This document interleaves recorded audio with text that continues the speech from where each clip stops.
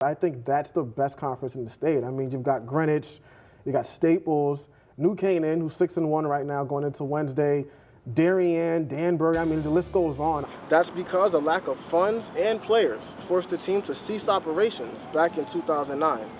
Any school that can draw talent from outside of the area where the school is located can dominate in any one class. So now it's been approved by the Board of Control. It has to be approved by the basketball committees, both boys and girls. That's going to take place in the meeting on May 22nd. So Coach went on a recruiting spree to bring in some of the best players in the area. And for the results, all you have to do is look at the standings. I wish that game was that night. Yeah. I wish that was like a 6:15, 6:30 start. You know what? I'm going to say this. If Weaver wins that game, they should be the #1 team in the state of Connecticut.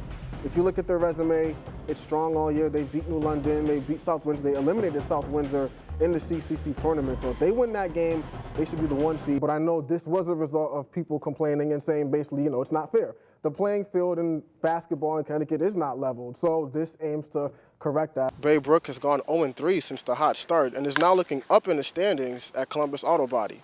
What's changed?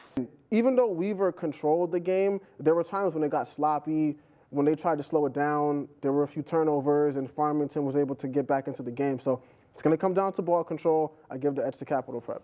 I think the bats will catch up as the weather gets warm, if that happens. We hope. If it gets warm, they'll pick it up. But yeah, pitching is going to carry you through, and the way you start is important because if you have a slow start like Amity, it is tough to get back on top because the schedule is not forgiving.